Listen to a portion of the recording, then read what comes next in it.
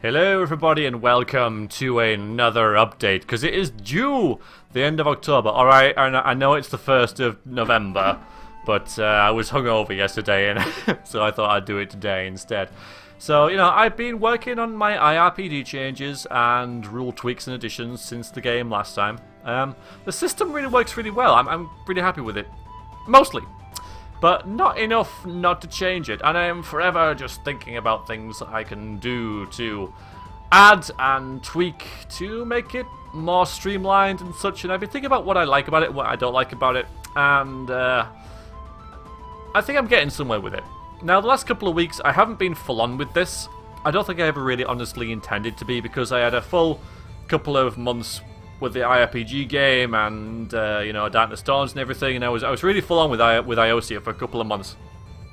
So I've taken a step back the last couple of weeks, and so I've been just brainstorming a lot. I've been scribbling in journals, well, not journals, notepads and such, to try and get some ideas about what I want to do with Iiosia.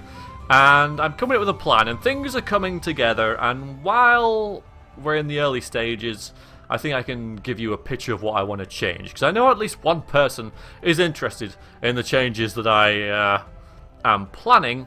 So, and I thought that the easiest way to do this was to compare the character sheets that I've sort of, been from before and now, if you like. So let's go ahead and do that. So I think that here should be on. Okay, so that's the old character sheet, and this should be the new one. Okay. So, character information is still at the top. This, by the way, is the advanced character sheet, even though I'm really trying to get it to be the same thing, because there are two versions of the game, really. There's one which is the basic rules, and then there's another one which adds the GM tome to it, which is much more, well, not much more, but it adds more detail, and it adds more complexity, if you like, more things, like starving and lights, sources and levels and everything, and so, yeah, light levels and visibility and all that sort of stuff. And it just layers on top of what's already there.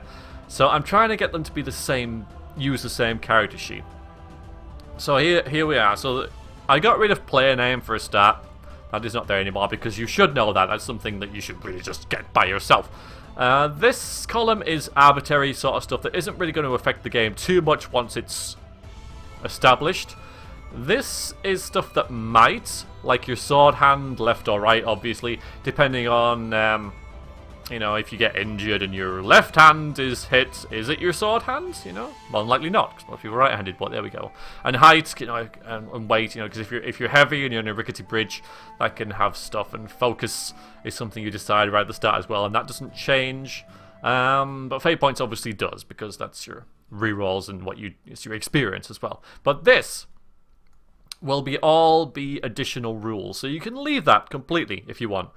And there's a new thing here called social class, and this is something to do with persuasion, because I was thinking that I could have like 4 or 5 levels of social class, like commoner and craftsman and noble and royalty or whatever, something along those lines.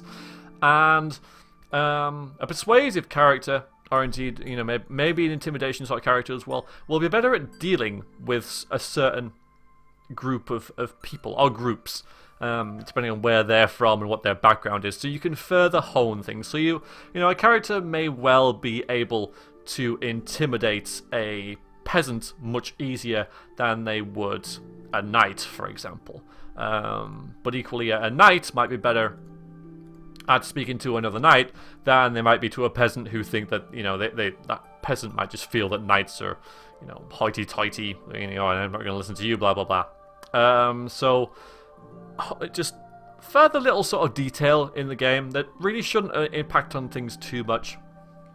But yeah, social class is something that I've added there, and a bigger gap for languages. I don't think I've taken anything out apart from player name.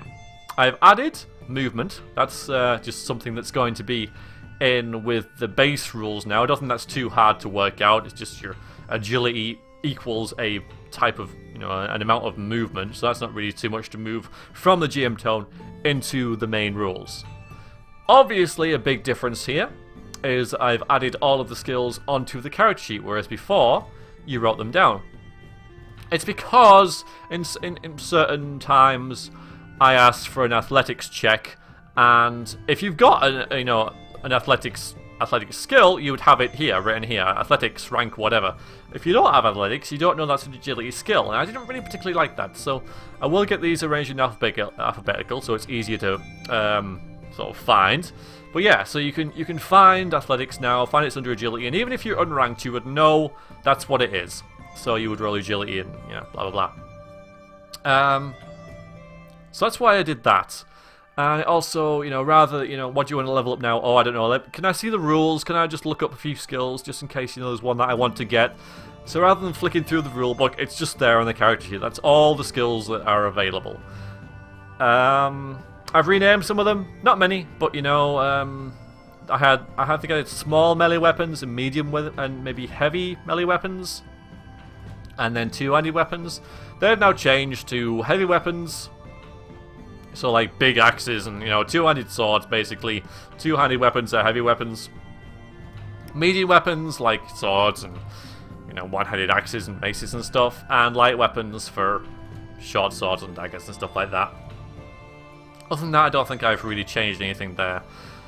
We still have special abilities, although they have the way you get these has changed. But and this is sort of the major thing that I've altered or am altering for I think what will be like Iiosia version 1.4, I think. IRPG 1.4. But we'll get into that into a bit. Here we've got attack reference and defense reference and resistances and weaknesses. Let's go to this first, because this has changed to this. So rather than physical, we now have blunt and sharp. Which shouldn't be... not going to make much of a difference, really. I mean, most things won't have a resistance to either, so damage is just damage. But, for example, skeletons will be resistant to sharp weapons. So I'll have to go through and change the entire bestiary and all of the weapons, the records of them. Though it will be pretty obvious. I mean, obviously, maces do blunt damage and spears do sharp damage. Some, I think, maybe like some... it also adds the possibility for some weapons to do both. For example, maybe a halberd with a hammer on the top or whatever, something like that. I don't know. So maybe that's like another way we can sort of add more weapons, if you like. So I'm really thinking about this. You can get like a warhammer with a spike on the top, so it's both. As a bonus, So for those times that I've got a blunt weapon and I only use but it's vulnerable. It's resistant to blunt weapons. I can use the spike. See what I mean? We've got heat and cold as opposed to fire, air, earth, and water, because these are the elemental magical skills. But there's no water damage. Earth damage would be blunt damage. Fire would be cold. Fire would be hot. Even would be heat. And there's no air. There's no air damage. That just doesn't happen. So yeah, fire, ice, heat, cold, and then the others. For example, like ice shards would be sharp and cold, possibly, as opposed to maybe like watery, icy, physical. I don't know. You see, so it just works better. And equally, black magic and light magic, I think, is relevant to certain entities. Like light magic does more damage against undead and demons. Black magic might do certain damage against other things. I don't know. But yeah, I think black magic does warrant its own damage type for stuff like necromancy. Someone trying to drain your soul, that's definitely black magic damage that you're taking there. So certain things could be able to resist that a bit better than others, perhaps. And affliction is P&D, poison and disease. I think affliction sort of like it's rather than two random letters, it's a word. People can sort of work out maybe what that is without having to ask. If you're afflicted by something, that's your resistance to it. So back to attack reference and defense reference. That's gone now. Because on this one, we had attack reference, defense reference, and then, oh god. Then down here, obviously something gone wrong there, just ignore that. Here's what you were using in this is your inventory, but why have it separate? So now, this is your inventory, and it's what they do. So before, there was no effects. Like, items in backpack, you could have had something, but you wouldn't know what it was. So here's something to write the effects in. And equally, for all the weapons that you're using, here's the statistics for them. So everything's in one place. This is what I have, and this is what it can do. I think it works a bit better. I needed the extra space as well, because obviously listing all the skills took up that, but, you know, by doing that, I made that back up.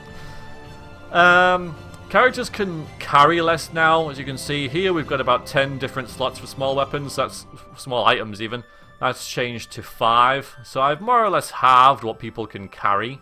I don't think that's a bad thing. I don't think that in the recent game we were really, we weren't struggling for space, and that was sort of the problem. You know, these characters were carrying quite a lot and not really having much trouble doing it, so I'm going to try and reduce that now just to see what effect that has. Maybe add more collaboration between the characters, because, you know, if you only have 2 large items, like one in your backpack and one wearing, for example, or whatever, you know, that, then you might have to have someone else to carry it for you. So that's what I'm going with that. So there are the changes to the character sheets, and I think that'll work pretty well.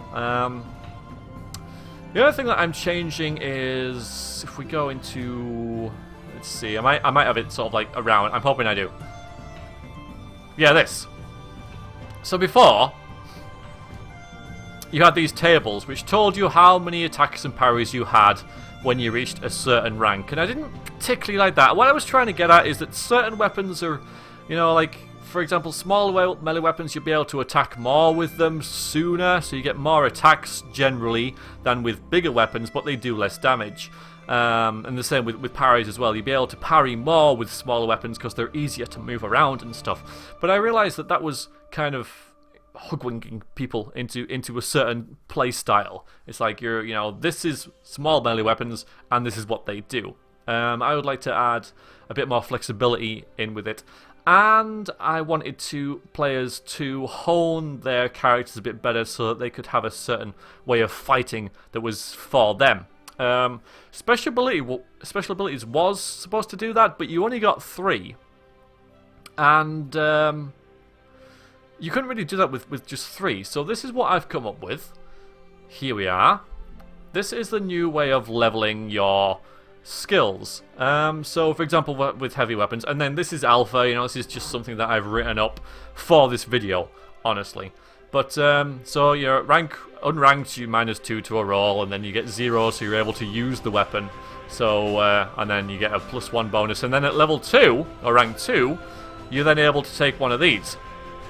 So you get an additional attack, you can get additional parry if you want, or one of these skills. And these asterisks means that you can take the skill more than once, so it would stack on top of the skills. So at rank 3, nothing. Then at rank 4. You get something at rank 6, 8, and 10. So there's 5 chances to get something. So a character could, if they wanted to, take 1 attack here, 1 attack here, 2 attacks here, 2 there, and 2 there. Which would mean they get 8 attacks, if they wanted to. That's a hell of a lot of attacks. But they don't have any skills to supplement that. I mean, they're just hacking away, which is fine if that's what they want to do. But if they roll a 1... for one of those attacks and get a critical miss, that's all those attacks following that wasted, because they didn't take the accurate perk, you know. So how do you want to use it? Equally, you could just not take any extra attacks at all and just get, you know, like all these. So you have 1 attack that's really, really, really accurate, you know. It's bound to do some damage with this 1 attack that I have. Or you go all the way with parries, or you can mix it up. So that's what I'm trying to do, is that you can, you know, you can work on stuff how you want to make it much more flexible for your character.